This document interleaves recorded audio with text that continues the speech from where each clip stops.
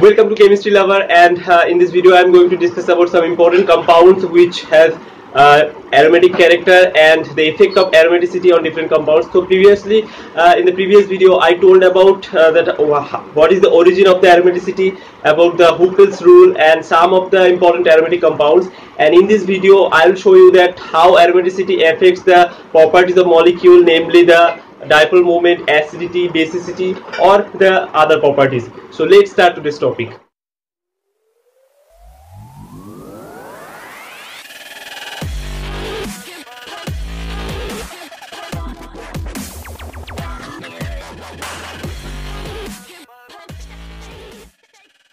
So you can see these are some examples I have written. So one by one I will discuss that how the dipole moment and other properties varies for the aromaticity of the compounds. So let us first take this first example where you have to compare the dipole moment or basicity between this compound and this compound. Now dipole moment means the dipole moment basically depends on the charge separation of the molecule. So in this case the charge separation means the separation of this CO bond, and that means both of this molecule can show these two resonance canonical form, this and this, right? Now you can see in this case due to this presence of this positive charge here, these rings become aromatic, which has 2 electrons, that is 4n plus 2, where n equal to 0. So this ring become aromatic due to the charge separation, whereas no such kind of stability is present in this molecule because it is a saturated center. These two centers are saturated and there is no delocalization. So that's why there is no extra stability in this molecule, whereas due to the charge separation extra stability is gained for this molecule. So that's why this molecule will prefer to remain in this charge separated form compared to this molecule, and that's why its dipole moment will be higher. So dipole moment of this molecule will be higher. Applying the same logic, we can say that this molecule will be more basic, because basicity means basically capture of a proton by this oxygen lone pair. Now we can use the oxygen negative charge also to capture that proton, and in this case you can see the coefficient or the amount of positive negative charge on oxygen is much greater than this molecule, and that's why it will be more basic. Now let us take another molecule in this series. Let's say this molecule where you have a carbonyl group here and this. Now you can see if this molecule we represent in the charge separated structure, we will have this. So here you have positive charge and this. Now you can see there is complete delocalization, but now the electron number is 4n. In this case it is 4, that is 4n, where n equal to 1. So this is anti-aromatic system. So due to the charge separation it becomes an anti-aromatic system, which is destabilization, which is a case of destabilization. That's why this molecule will not prefer to stay in this charge separated state. So its amount of charge separated state or the proportion of this charge separated form is very less, and that's why its dipole moment will be very low. So if you have to compare these three, this molecule will show the highest dipole moment and highest basicity, then this molecule, and this molecule will show the least dipole moment and least basicity. Okay, so this is first case. Now the same thing is applied here. You can see for this particular between this one and this one, you can see if charge separation occurs, this will become anti-aromatic, whereas this is a normal molecule. This is just saturated molecule and there is no such destabilization. So that's why this will show higher dipole moment and higher basicity compared to this. Okay, now let us see the third example. So in this case, let's say both of these compounds are treated with some Ag plus salt. Let's say silver carbonate. So silver carbonate, what we will do is the silver will take this Cl minus to form precipitate of AgCl, and you will have these two cations. Okay, so these two cations you have to form. Now you can see the same reason I discussed just now, that this molecule will be anti-aromatic because it has 4n number of electrons, so it will be very reluctant to form, whereas there is no such destabilization in this case. So that's why this molecule will lose its chloride, whereas this molecule will not. So when you treat both of them with Ag plus, only this molecule will lose the Cl minus and not this molecule, right? So now let us discuss this example. So if you have to compare the acidity of these two cases, or let's say you have a double bond also here, so you have to compare the acidity of these two hydrogen. So obviously this hydrogen will be much more acidic, because if it loses this proton, a negative charge will be developed here. Now in this case, if we count the electrons, there are 6 electrons. So 6 means 4n plus 2, where n equal to 1. So this conjugate base is a aromatic system, and that's why it is much more stable. Whereas in this case, you can see this is just a normal carbocation, and there is no such stability. So this will be much more acidic than this. Okay, so this is one case. Now this is a very interesting compound. If you react this compound with AgBr, it will lose both of its bromide. So these are basically phenyl groups. So both of his bromide it will lose, and it will form AgBr, and you will have dication. Okay, now in this dication, you can see this dication is a fully delocalized system, and it has 2 electrons. 2 means a 4n plus 2 system where n equal to 0. Okay, so that means this is aromatic, and this aromaticity is the driving force for its formation of this dication. Okay, so you may think that 2 positive charges forming, which is not favorable, but in this case it is favorable because of this aromatic stabilization. Now this 6th one is a very important example, and this is basically called squaric acid. You can see there is no such acidic group, but still it is called squaric acid. So it readily give up its 2 proton, and it will form this negative species. So these 2 protons it will easily lose. So that means it is acidic. Now its acidity is higher than acetic acid. You can see in acetic acid there is a carbonyl group, but in this case there is no such carbonyl group, but still its acidity is higher than acetic acid. Now why this is so? So this is because its conjugate base is a aromatic system, and due to the delocalization it enjoys the aromatic stabilization. Now this is a very very incomplete explanation, because you can see in the conjugate acid or in the acid form also it has delocalization like this, so it can be delocalized like this. So both conjugate acid and conjugate base has the delocalization, both has the aromatic character. But why then this conjugate base is much more stable than conjugate acid? So for this I will give you a reference that why phenol is acidic, and I will read out a paragraph from Peter Sykes' book, and that will be more beneficial for you, because you will get the complete understanding. So if you have Peter Sykes' book with you, you can follow page number 23. So here it is saying that the stabilization that can result by delocalization of a positive charge or negative charge in an ion via its pi orbital can be a potent feature in making the formation of ion possible in the first place. It is, for instance, the stabilization of the phenoxide anion by delocalization of its charge via the delocalized pi orbitals of the nucleus that is largely responsible for the acidity of the phenol. So it is saying that the negative charge that is in the phenoxide ion, the oxygen negative charge, is largely delocalized into the aromatic ring, and that is the reason for its acidic character. Now it is saying that an apparently similar delocalization can take place in undissociated phenol itself, involving an unshared electron pair on the oxygen atom. So you can see in the undissociated phenol also there is a lone pair on the oxygen, and that can also be delocalized into the benzene ring. But this involves separation of charge and will thus be correspondingly less effective than the stabilization of the phenoxide ion, which does not. Okay, so this line is very important. So you can see in phenoxide, in phenol, if the delocalization occurs, then what will happen? The oxygen will get a positive charge and the ring will get a negative charge. That means a case of charge separation. But in phenoxide anion, you already have a charge, and that charge is actually delocalized into the system. So charge separation is always less favored. So in this case also same logic is applied. In the undissociated form, although delocalization can possible like this, you can see this delocalization is possible.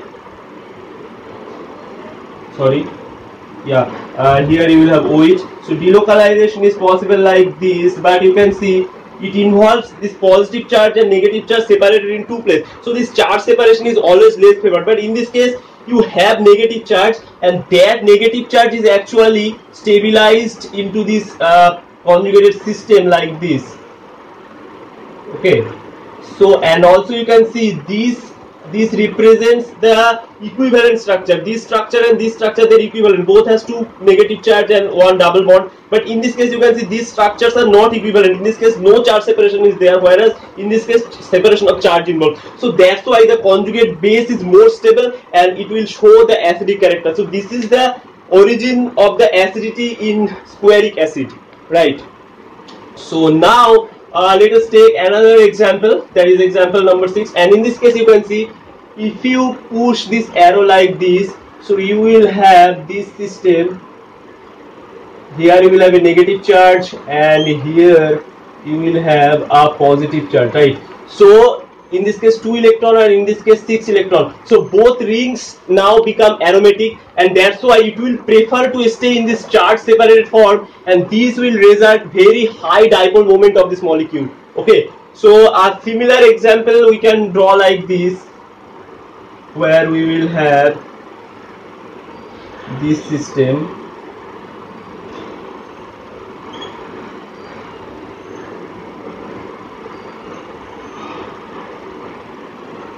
So in this case you can see if you draw this charge separated structure, what will happen? So basically it can go like in this direction. So you will have here the negative charge, and here again you will have this positive charge, and 6 electron pairs are there. So you can see in this case also this is 6 and this is also 6. So here also both rings becomes aromatic, and it will show very high dipole moment. So there are several this type of examples, and there are some other examples where if you do this charge separation, it will result in anti-aromaticity, and that will not show high dipole moment, that will try to stay in the non-charge separated form. So that examples you can get from csir-net and also from Carry-Sandberg part A. Now this is a very good example that let's say you are reacting both of these compounds with silver salt, any silver salt, for example silver carbonate. So what will happen? I already told that silver will basically take the halogen and it will form a precipitate. So in this case, although this particular compound, this acyclic compound, will form this cation, whereas this compound will not form this, because you can see this becomes anti-aromatic, whereas no question of aromaticity or anti-aromaticity comes here. So that's why there is no problem with this compound to form this cation, but in this for this molecule will not form this cation. Now this is another very good example that this molecule will be attracted, will undergo attack by only by nucleophile, not by electrophile, because you can see if a nucleophile attacks here, it will form aromatic anion like this. So it has 6 electron, which is a 4n plus 2 pi electron, whereas if a electrophile would attack here, so if it is attacking on electrophile, what it will form? It will form anti-aromatic system like this. Okay, so you can see it is 4 electrons, which is anti-aromatic. So that's why it will not undergo attack by electrophile, it will only undergo attack by a nucleophile. Now this compound is very interesting, and in this case you may have to you are asked to predict that which hydrogen has the highest acidity. So there are several hydrogens, and one thing you will be for sure that these hydrogens will not show acidity because there is no such stabilization. Now question only comes for this hydrogen and this hydrogen. So if this hydrogen is abstracted, what you will get? You will get anion over here, and this. So this can be stabilized like this to give you the resonance canonical form. Here you will have negative charge and like this. But if this hydrogen is abstracted, then you will have this compound. So if this is abstracted, so let's say your base comes and it will take this, so it will give you a negative species here and you will get this. So you can see this becomes a 6 electron system, and which is an aromatic system. So that's why within this compound this hydrogen will be the most acidic hydrogen. Okay, so these are two very good examples, and in this case you can see this compound contains 14 electrons, because you can see 1, 2, 3, 4, 5, 6, 7. 7 pi bond are there, and that means 14 electrons are there, and 14 means it is a 4n plus 2 systems where n equal to 3. Okay, now you can think that this in this middle portion, this is a saturated center and this is also a saturated center, but that doesn't matter. You have to count or you have to think about only the peripheral of the ring. You don't have to have to be concerned about the middle of the ring. It doesn't matter whether it is saturated or not. For example, in this particular case, if you count the total number of pi electrons, you will have this 14 plus this extra pi bond plus 2, that is 16. Now you can think that 16 is a 4n pi electron system where n equal to 4, but we will not consider it as a 16 electron, rather we will consider it as a 14 electron, because this middle pi electron, that doesn't matter. You have to consider only about the periphery. So when you have a macrocycle, you have to look only about the periphery, that how many pi bonds are there or how many pi electrons are there at the periphery of the molecule, and if this satisfies the 4n plus 2 rule, then it will show aromaticity. And indeed these molecules are aromatic, and that can be proved when you do the NMR experiment. You will see that this methyl group which stay at the top of the aromatic ring, it will show the diamagnetic anisotropy, and it will come at very low delta value. So that proves that these molecules are aromatic. And you can have many other examples in Clayden, Cary Sandberg, Jerry March. In any book you will get many other examples. So at last of this video, I will say a few things about this molecule which is called the cyclopentadiene. So cyclopentadiene, I already told, if you place it in the force diagram which I discussed in the previous video, you will see that the first 2 electron will go here, but the second 2 electron will form a diradical type this. So this is not a closed system, this is an open system, and that's why it will be anti-aromatic. Okay, so it will be anti-aromatic. Now if you read about the Jahn-Taylor distortion in inorganic chemistry, the same kind of distortion also occurs here. And if you so this diagram is for a perfectly square molecule, but if it doesn't have a square molecule, rather it have a rectangular shape, then this degeneracy of these two levels will be destroyed, and you will have the energy diagram like this. Okay, so one will have low energy, one will have higher energy, and now you can put these 2 electrons here. So now you can see the both of these electrons are placed in the bonding orbital. Okay, no electron is placed in the anti-bonding orbital or non-bonding orbital, and it is also a closed configuration. So that's why the cyclopentadiene will have this rectangular shape rather than square shape, and it is confirmed by deuterium experiment. That is, let's say you have this compound deuterium. So in the mixture you will have 2 compounds where you will have this like this. So these 2 you will have equal amount. So that means they are flipping between these 2 structures. Now these molecules are very much reactive because of its aromaticity, because it has 4n number of electrons. So that's why if you prepare some of this compound, it will readily dimerize. So 2 of this molecule react and it will form this dimer like this. Okay, so it will undergo dimerization. So one of the component will act as diene and another component will act as dienophile. So in our time in the JAM exam, the question was asked that whether cyclopentadiene can act as a dienophile. So the answer is yes, it can act. Now how can you stabilize these molecules? So if you put bulky substituents like tert butyl groups here, you can stabilize this molecule. So if you have 3 tert butyl groups, this molecule will be stabilized.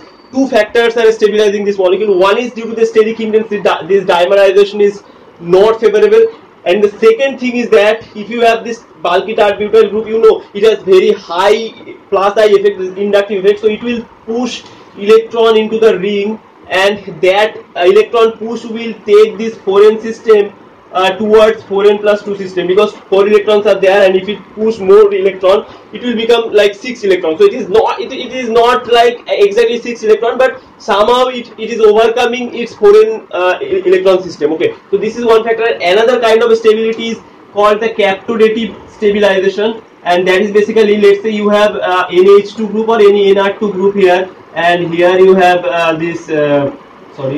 here you have this A star group, and here you have another NR2 group, and here you have this A star group. So in this case you can see this nitrogen lone pair can push here, and this bond will basically go here and is stabilized into this ring.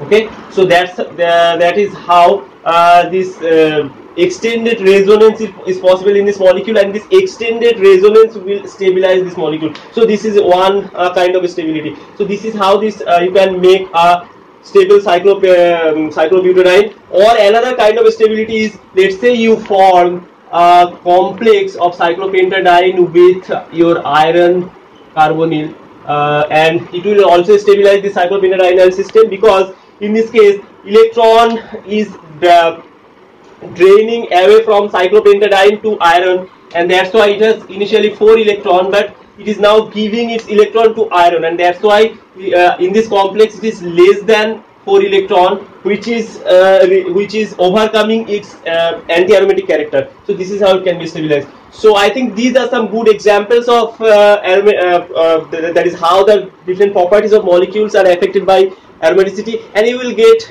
plenty of other examples in the books which I mentioned, that is Carey-Sandberg Part A and Jerry-Marsh. So you can follow that and also practice previous year problems. So if you like this video, then share this video with your friends, and also subscribe my channel. Thank you for watching.